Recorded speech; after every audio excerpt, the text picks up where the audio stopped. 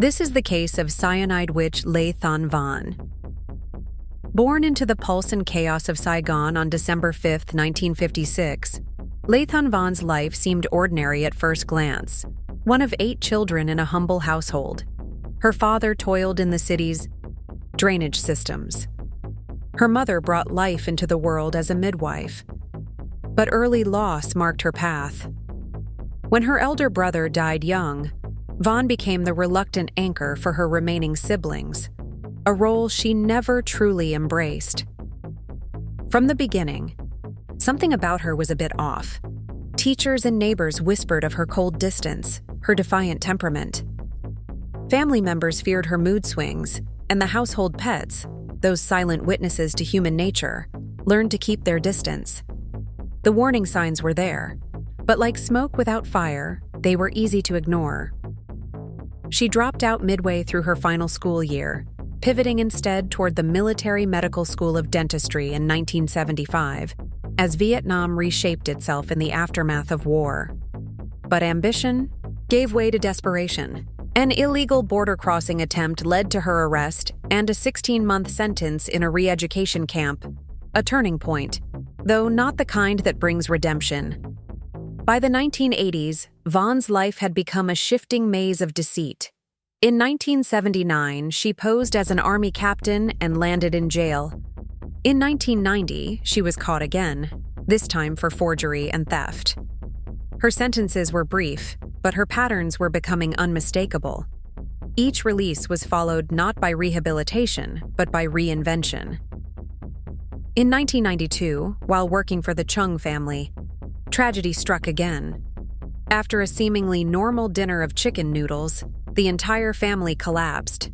One did not survive, Mrs. Bui, the matriarch. The food had been poisoned. Vân was arrested, but not convicted of murder, only fraud.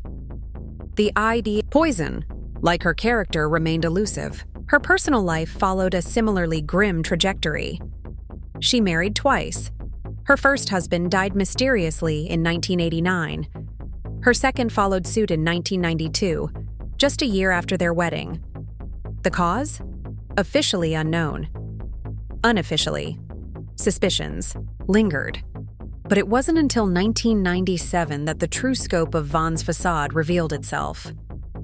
Employed at Military Hospital 7A, she met Jin Van Kam, a man with a dental clinic and a trusting heart. She told him she was a German-trained dental specialist who could speak 7 languages. A polymath, a miracle, a gift to his business. He hired her without hesitation. Soon after, she married another employee, Diu Dan Quang.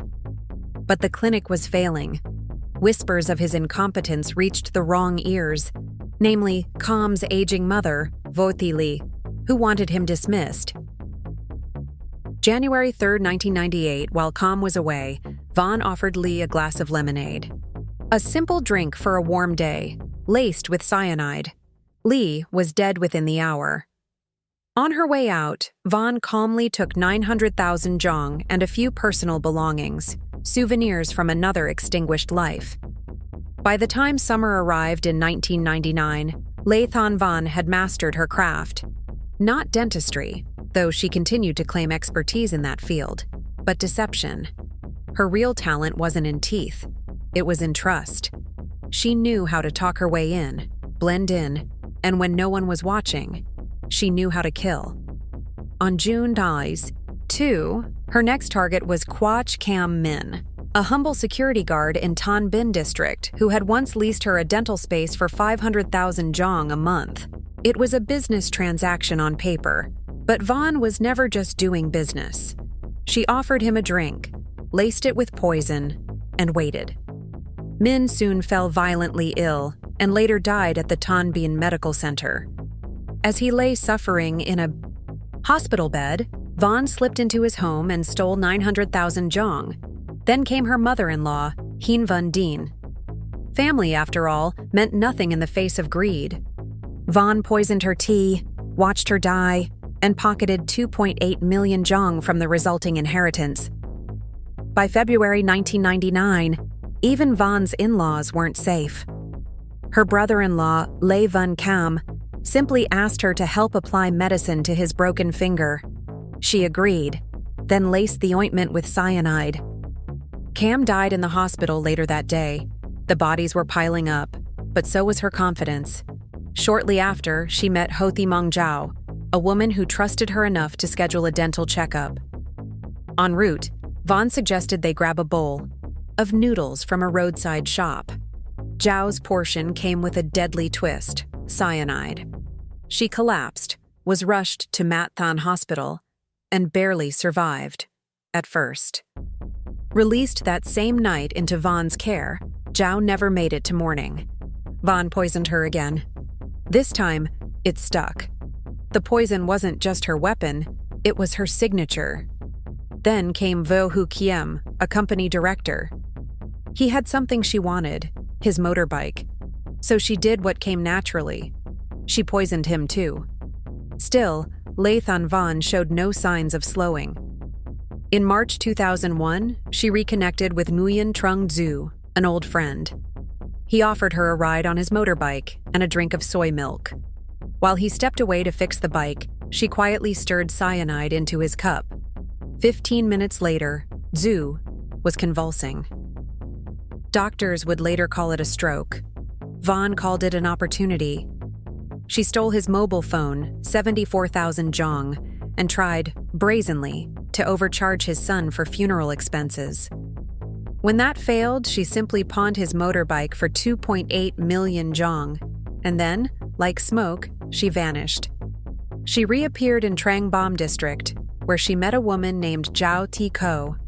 When Ko questioned her dental credentials, Vaughn responded with poison. A lethal silence. From June to August 2001, she added 2 more names to her list. Tran Van Khoi, murdered for his motorbike. V. Thi Than, targeted. Transported by Vaughn herself to the hospital and left to die. Assuming the new identity of Lam An Zhao, Vaughn took over Than's clothing store and even sold off a piece of land in Buzhong district for a stunning 40 million jong. She didn't just steal money, she stole lives, identities, futures.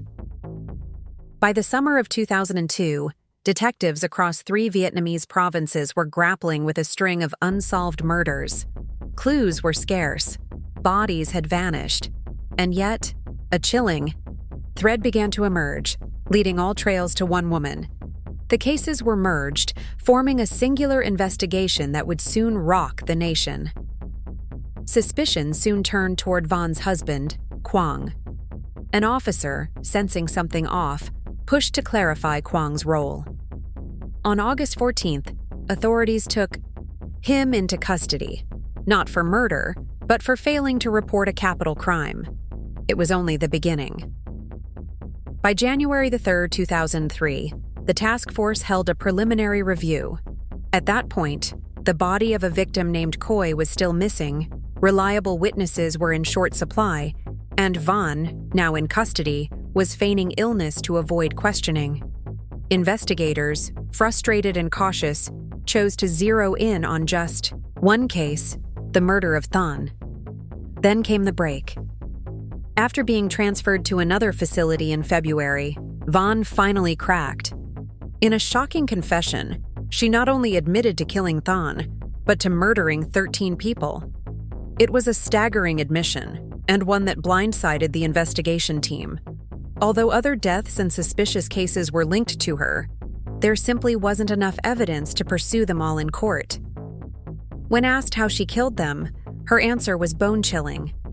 Cyanide, purchased casually from a chemical store in Ho Chi Minh City's District 10. The trial opened on August 25, 2001, igniting a media firestorm. This was a historic moment, Vietnam's first known serial killer standing trial. The courtroom buzzed with reporters, onlookers, and a country eager for answers. But Vaughn played coy. She denied it all, claiming she was merely a bystander who had helped take victims to the hospital.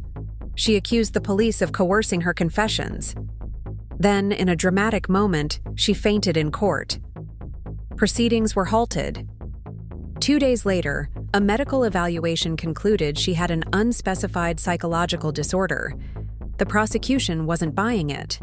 They demanded the ultimate penalty, death, on charges of murder, robbery, and illegal possession of poison. Her husband, Kwong, faced a proposed sentence of 21 to 24 years for aiding in Koi's murder. When the gavel finally dropped, the verdicts were handed down. Vaughn was sentenced to die. Kwong received 21 years. Both appealed. Vaughn pleaded her sentence was unjust. Kwong hoped for mercy.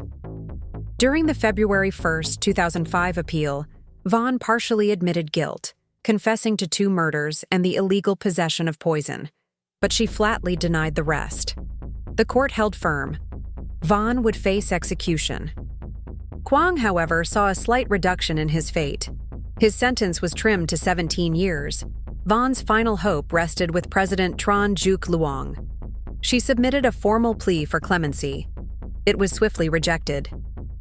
The end came on October 26, 2005. At the Thu Dao Mat Cemetery, Vaughn was led from her cell for the last time. According to Nguyen Dung, a local execution council official, she cursed and resisted every step of the way. She wept when told her plea had failed. She refused her final meal. Then, just before the bullets flew, she made one last request: to have her blindfold removed so she could see her relatives and the outside scenery one last time. Vietnam's first serial killer was gone. But the memory of her crimes, and the chilling calm with which she confessed to them, remains a dark chapter in the country's criminal history.